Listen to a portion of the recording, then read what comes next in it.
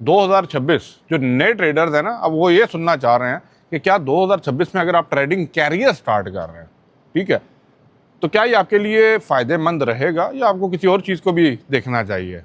Number 2, मेरे भाई दोस्त लोग आए हैं, इंडिकेटर। कौन सा इंडिकेटर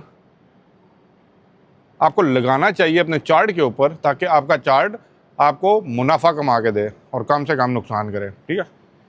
ये 2 चीज़ों के ऊपर बात करूंगा वीडियो के अंदर। टाइम हुआ तो देखिएगा, ठीक है।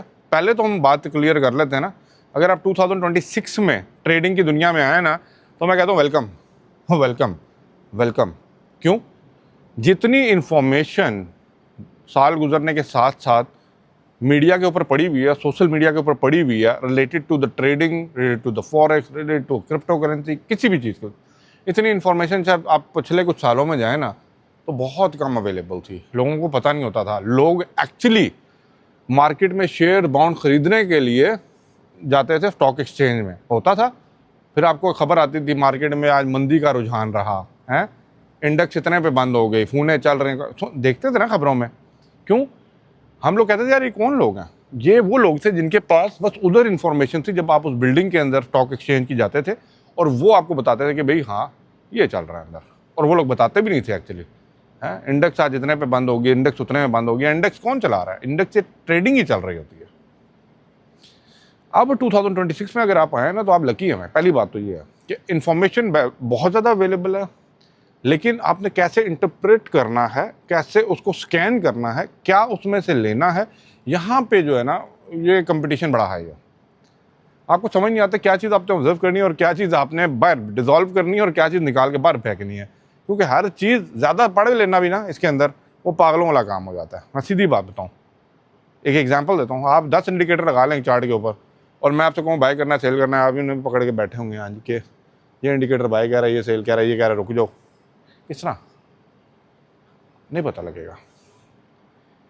वो पता लगाने के लिए आपको अपना टाइम देना पड़ेगा, आपको स्टडी करनी पड़ेगी, आपको वो कहते हैं पैटर्न पढ़ना पड़ेगा, आपको प्राइस सेक्शन पढ़ना पड़ेगा, आपको कैंडलस्टिक पढ़नी पड़ेगी, आपको टाइम फ्रेम पढ़ना पड़ेगा, आपको इंडिकेटर को इंडिविजुअली पढ़ना पड़ेगा, और किस इंडिकेटर को कहाँ पे यूज़, किस टाइम फ्रेम में, कौन सी मार्केट में यूज़ करना ही पढ़ना पड़ेगा।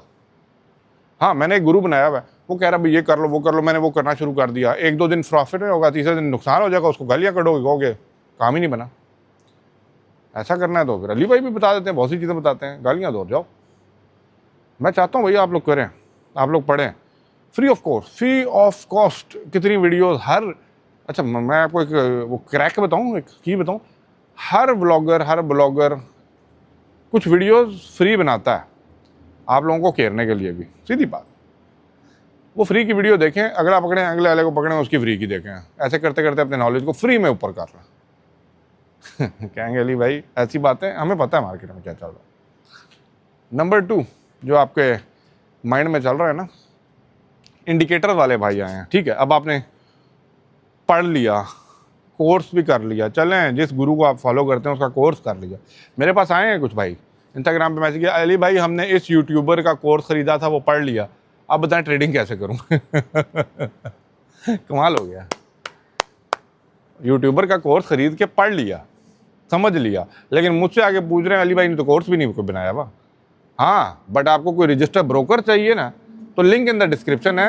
मैं यूएई और दुबई के अंदर बैठा हूँ, अगर आपको लगता है आपने लीगल यूएई के रजिस्टर ब्रोकर अंडर माई आई भी आना, ठीक है, मैं सीधी बात करता हूँ, मैं छुप के बात नहीं करता, ठीक है, with a dedicated relation manager. Link in the description. Outside UAE है, इंडिया में, पाकिस्तान में कहीं पे भी हैं, या इनसाइड यूएई है, रेजिडेंशियल आपके पास वो एमरेस आईडी है, जाइए रजिस्टर कीजिए, कोई भी मसला मसाला डायरेक्टली डेम कर, कोई मसला नहीं, कैपिटल हो गया आपका अब सेफ। आप करते हैं ट्रेडिंग की बात, ठीक है, वहाँ पे आके आपने फंड करना है। फंड करने के बाद पढ़ा तो बहुत कुछ है, ये इंडिकेटर वो इंडिकेटर, ये इंडिकेटर, ये लगा लो, ये स्ट्रैटेजी वो स्ट्रैटेजी, ये टूल्स। भाई मेरे एक बात बताऊँ, सबसे पहले अपने आप को ब्लैंक चार्ट के ऊपर ना एक्सपर्ट बना लीजिए। जिस दिन आपने अपने आप को ब्लैंक का मतलब ये नहीं कि कैंडल सिर्फ कैंडल लगी हुई है, ठीक है, एक बाई की कैंडल है जो ग्रीन बनाती है, एक रेड की कैंडल है जो सेल बनाती है, जिसको बोला जाता है जापानीज कैंडल, ठीक है, उसके ऊपर एक विक होती है, एक तले विक होती है। फिर एक राइजिंग स्टार होता है, एक वो होता जाता है, एक ये फुल कैंडल होती है, एक फुल बॉडी होती है, फुल टेल होती है, ठीक है। वो पढ़ लिया आपने। अब सारे चैप्टर बंद करो, एक चार्ट सामने रख लो, चार्ट के ऊपर अब देखना स्टार्ट कर दें वॉल्यूम मार्केट के अंदर और कैंडल क्या बना रही है, मार्केट किस तरफ मूव करने की कर रही है। मैं कहता हूँ एक गूंगे बहरे बंदे को भी ना, जो देख खाली सकता है ना, उसको ना एक हफ्ते के लिए ना आप जो चार्ट के सामने बिठा दें और वो देखता रहेगा देखता रहेगा देखता रहेगा देखता रहेगा कि कब ग्रीन बनती है, कब रेड बनती है, कब ग्रीन बनती है, कब रेड बनती है। और एक टाइम आएगा आप उसी से पूछेंगे ना, हाँ, इशारे से ही वो बताएगा नीचे, वो कहेगा ऊपर। क्यों? अंडरस्टैंड कर गया, लॉजिक अंडरस्टैंड कर गया, प्राइस एक्शन अंडरस्टैंड कर गया।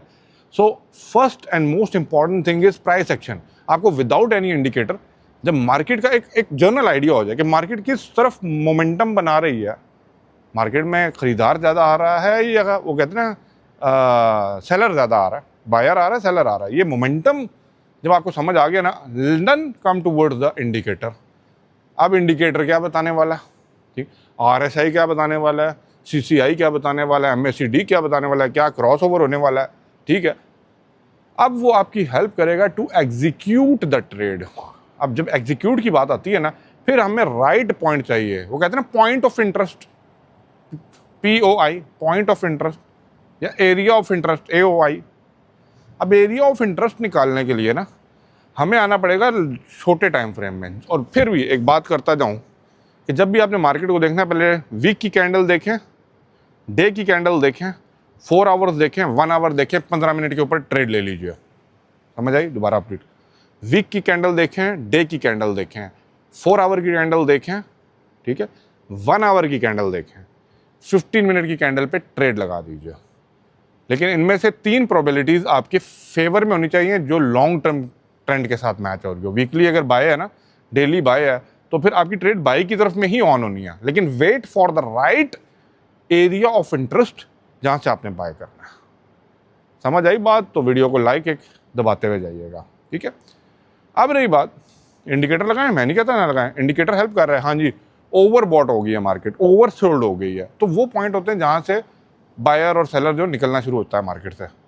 लेकिन आपको जब आपका वो कहते हैं ना कि एजेंडा क्लियर है, आपको आपका बायस क्लियर है कि भाई मैंने बाय में ही जाना है, फिर आपको पता लग जाता है भाई यहाँ पे आके आप टूट रहा है, this is right point, then you will find out the right time. You don't need any helping indicator. Indicator base ही इसी चीज़ पे बनाए होते हैं, लेकिन जब वो ऑटोमेटेड सिस्टम चल रहा होता है ना, वो एक लेवल तक ही चल सकता है। ये जो ह्यूमन माइंड है ना, अभी भी ट्रेडिंग के अंदर पैसा ज़्यादा कमा लेता है, वरना बोट रिपोर्ट ये सारे जो बना के बेच रहे हैं वो ही बना के अपने ऊपर लगा के पैसा ना कमा लेते। सोचिएगा, कमेंट कीजिएगा, चैनल को सब्सक्राइब करके जाइएगा। थैंक यू एंड अल्लाह हाफ़िज़।